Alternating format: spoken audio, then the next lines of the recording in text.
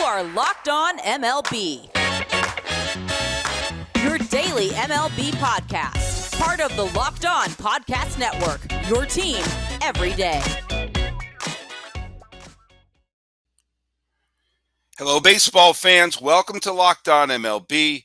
I'm your host, Paul Francis Sullivan. As you can tell down there, or right there, you can always call me Sully.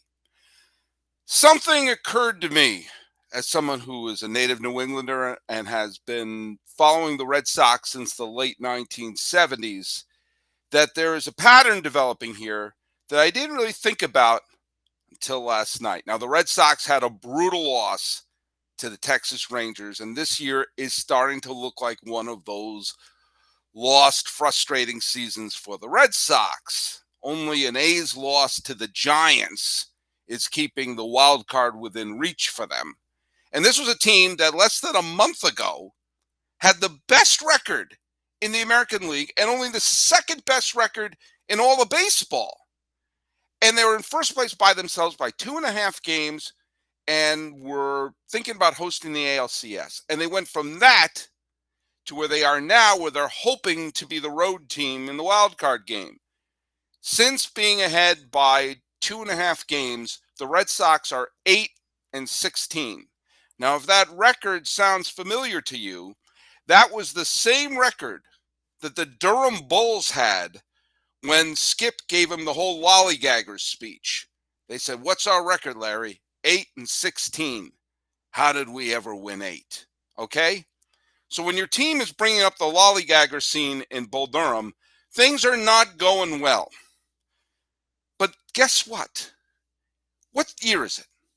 This isn't a trick question. What year is it? It's 2021. And this tends to happen in years that end in 1 for the Boston Red Sox. Don't believe me? Let's rewind back 10 years ago, 2011, fabled collapse. This was a team that was designed to build it all, to win it all, and they got off to a horrible start.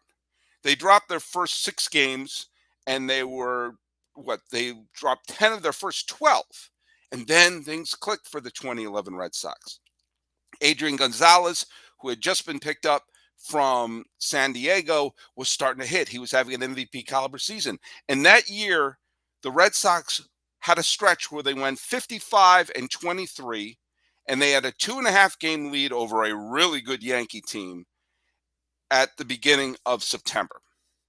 And on August 27th, they were in first place by themselves, and they had a 9-game lead over Tampa Bay for the wild card.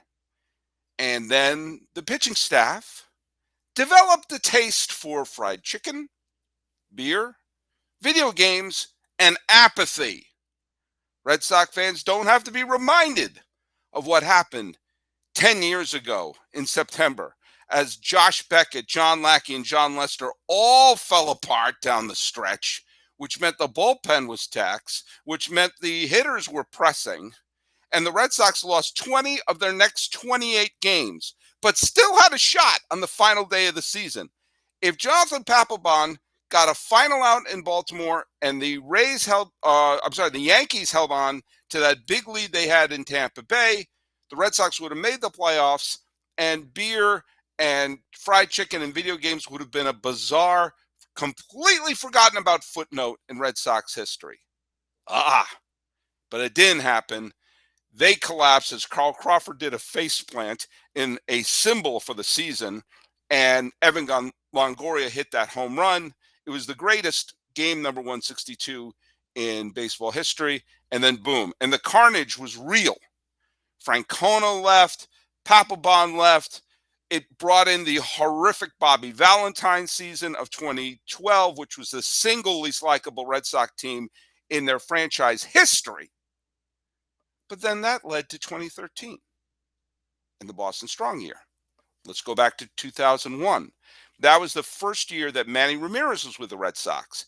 And that was when Dan Duquette was in full Nixon wandering the hallways talking to paintings mentality. Remember, he was a brilliant general manager who also kind of sort of lost his mind. And everyone knew that he was alienating everybody in Boston, save for Ted Williams' frozen head. And the Yankees were coming off of a three-peat, and they had just acquired they acquired Mike Mussina, and that meant the Red Sox had to do something, which meant signing Manny Ramirez. Anyway, Manny was there to protect Nomar in the lineup.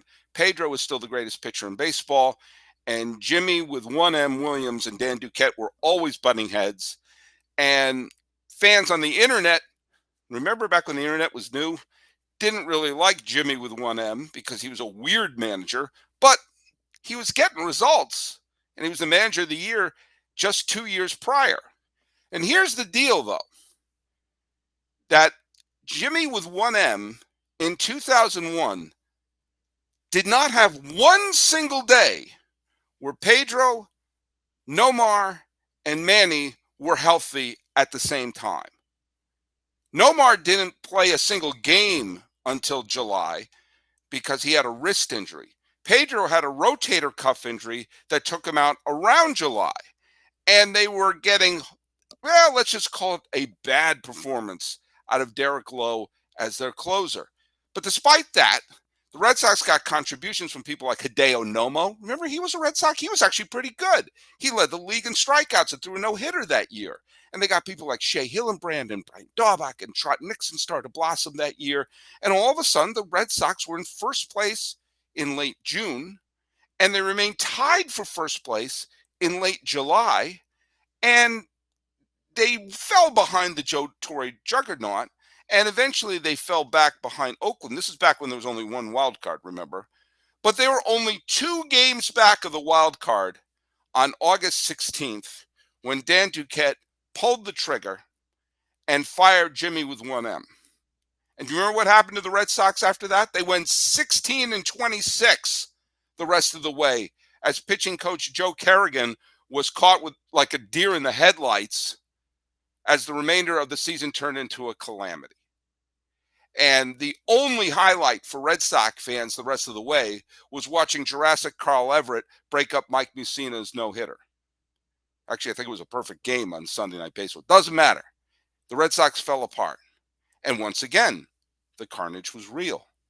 That cost eventually Dan Duquette his job as new management came in. Remember the dreadful Yawkey family, or what was left of them, finally traded the team away to John Henry, not to Frank McCourt. That's a different podcast topic. And good days were ahead for the Red Sox. Weren't good days for Dan Duquette in Boston, as he finally was shown his way to the door. But a lot of what Dan Duquette did, to give him credit, lay down the foundation of the team that would go on to win the World Series just a few years later. Now, 1991 was not the same epic level of frustration, but there was a collapse in 1991, another year that ends with a 1.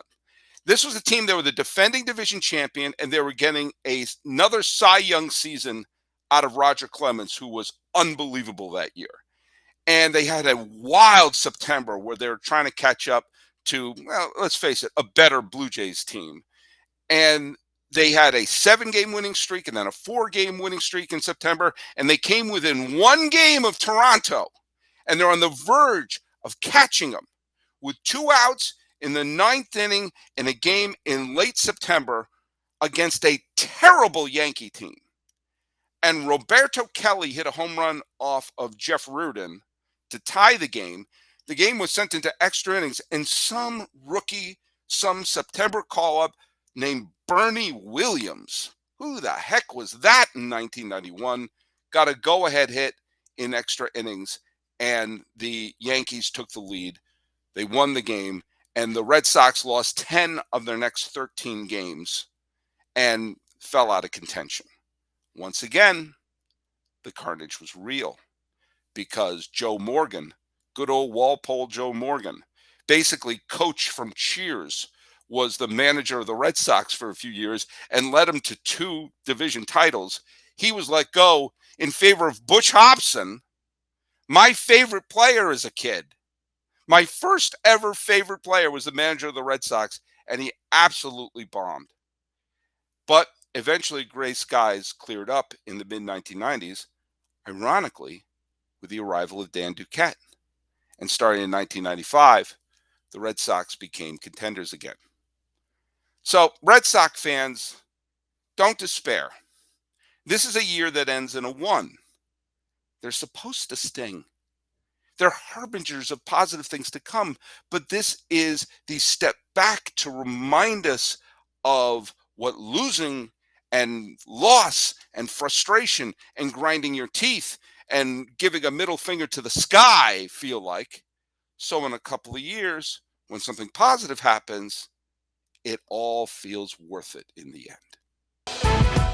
It's the Locked On Podcast Network, your team every day.